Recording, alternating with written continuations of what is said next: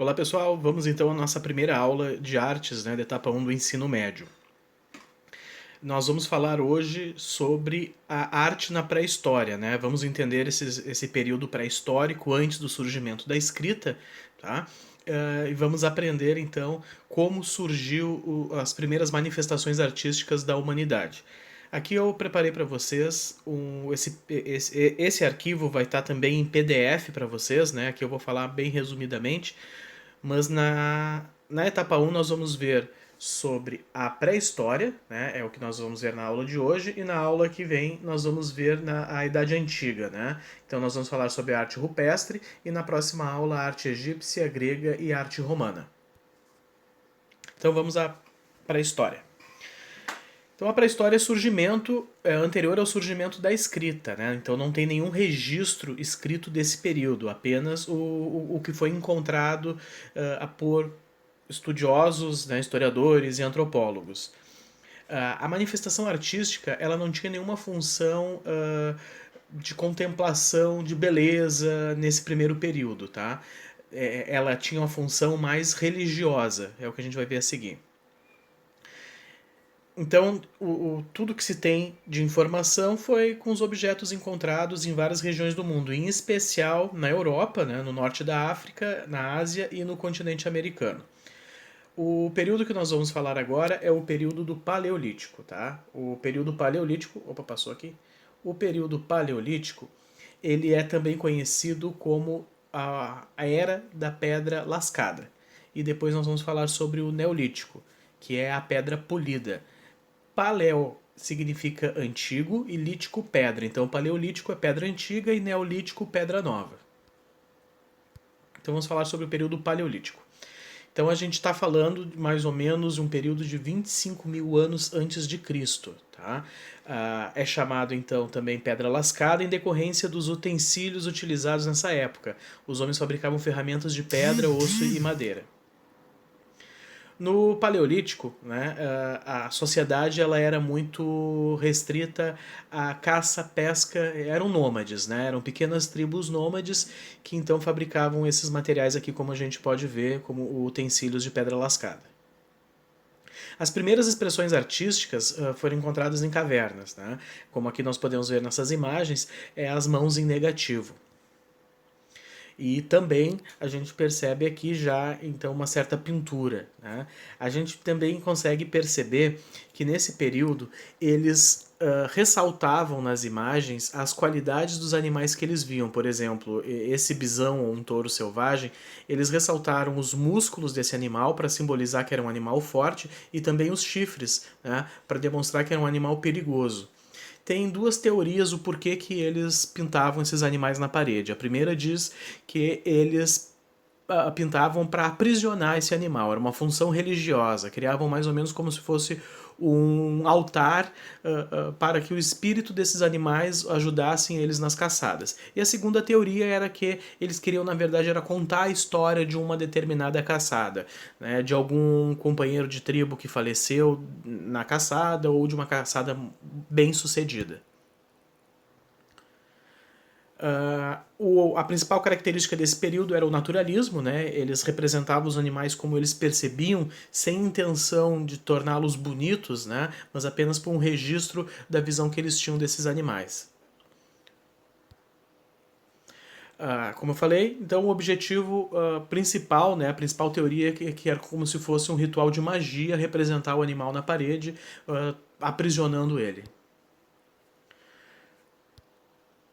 Então, aqui na arte primitiva, no período paleolítico, era o naturalismo, eles carregavam os traços que revelam a força e o movimento dos animais, e além dessas pinturas que foram encontradas, encontraram também desse período, mais ou menos de 24 mil anos atrás, essa escultura, que ela é chamada de Vênus de Willendorf. A Vênus, tem a Vênus de Milo, que é a deusa da fertilidade e o símbolo de beleza, que surgiu muito tempo depois na cultura greco-romana. Essa é a primeira Vênus, porque era talvez uma divindade da fertilidade e da beleza.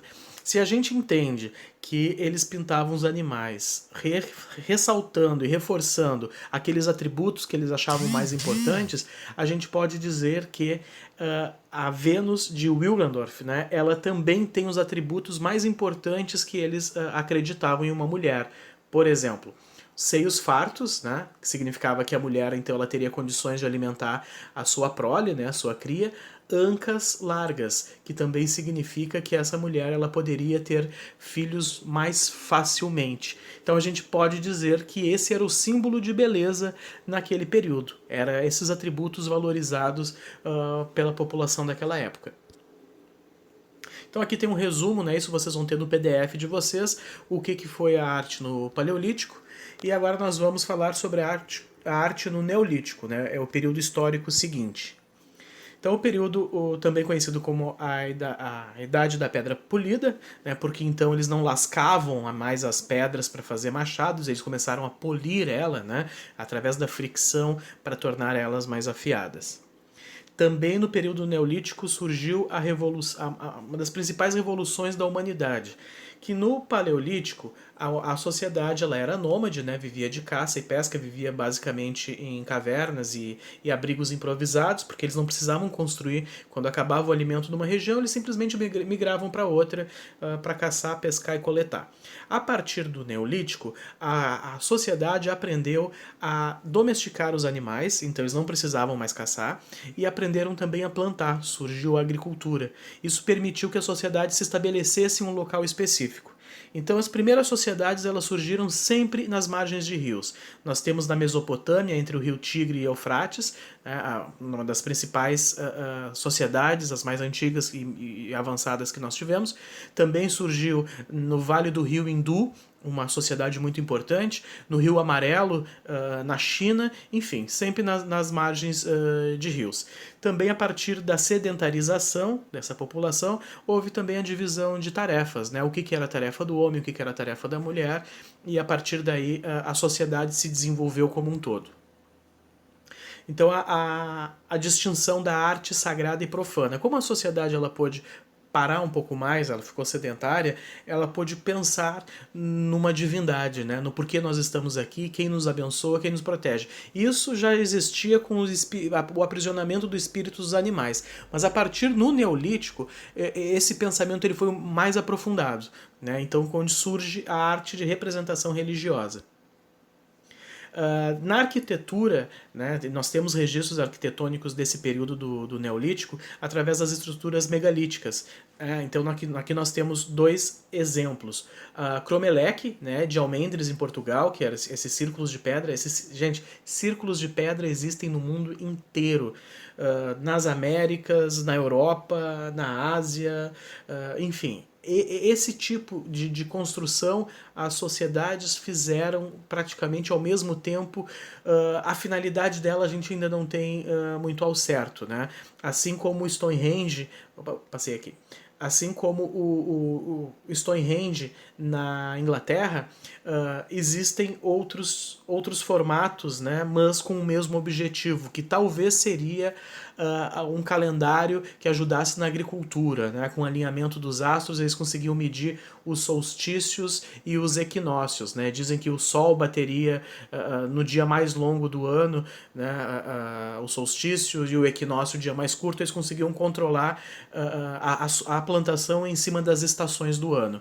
Então tem teorias aí bem difundidas quanto à finalidade dessas construções megalíticas. Também, como eu falei antes, a grande evolução, né, a partir de 10 mil anos antes de Cristo, da agricultura, né, e a domesticação dos animais. São as principais características e a divisão do trabalho. A partir também no Neolítico, com o domínio do fogo que ocorreu no Paleolítico, no Neolítico eles começaram a cozir o barro e fazer cerâmica. Então, a partir daí, a humanidade começa a produzir as cerâmicas que também nós percebemos em todas as sociedades, desde a Marajoara aqui no Brasil, enfim, no mundo inteiro. Uma das características importantes da arte do Neolítico que os desenhos nas cavernas passaram a ser mais simples, né? No Paleolítico, os desenhos eles eram naturalistas, com detalhes dos animais e tal. No Neolítico passaram a ter a representação de uma informação, né? E também passar a informação de movimento, né? A gente pode perceber aqui nas imagens, né, que com os traços em pernas e braços de caçadores indica que um movimento. Isso aqui é uma história que está sendo contada. Não é mais para aprisionar esse animal, né? Eles estão querendo contar uma história. Então, um registro escrito de uma história que aconteceu. Provavelmente contando a história dessa caçada. Então o ser humano passou a ser representado em suas atividades cotidianas e coletivas. A gente vai ver ali na frente que isso foi importantíssimo para o surgimento da escrita. Né? Então aqui a gente pode ver realmente que eles estão contando uma história, como esse animal foi capturado, a vitória, né, dessa tribo nessa caçada. Então isso aqui é um registro escrito, um pouquinho antes do surgimento da escrita. A partir daqueles desenhos, nós começamos a ter a pictografia, né, com informações através de elementos simbólicos. Esses são os primeiros o surgimento das primeiras escritas, né? Essa aqui é a escrita cuneiforme, aqui são os aeroglifos primitivos e aqui também uma forma de escrita primitiva. Mas se a gente perceber, são desenhos de símbolos que juntando passam uma informação. No final do período neolítico, nós temos a idade dos metais, né? A idade do cobre, que vai de 9.000 anos a 7.500 a.C., a idade do bronze, que é 5.000 a.C., e a idade do ferro, 1.200 a.C.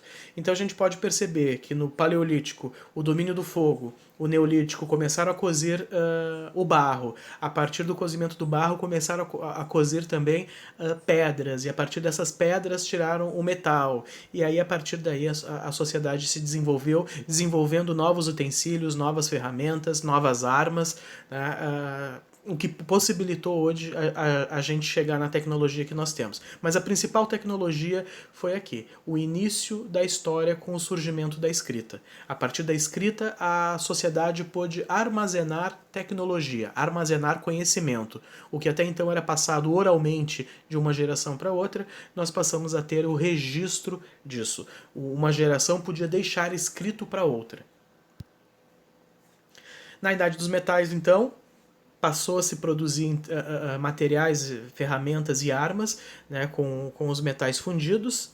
Também essa sociedade deixou elementos, né, como aqui essas estatuetas de bronze que foram encontradas na Escandinávia e na Sardenha, com representações de guerreiros e mulheres bem ricas em detalhes.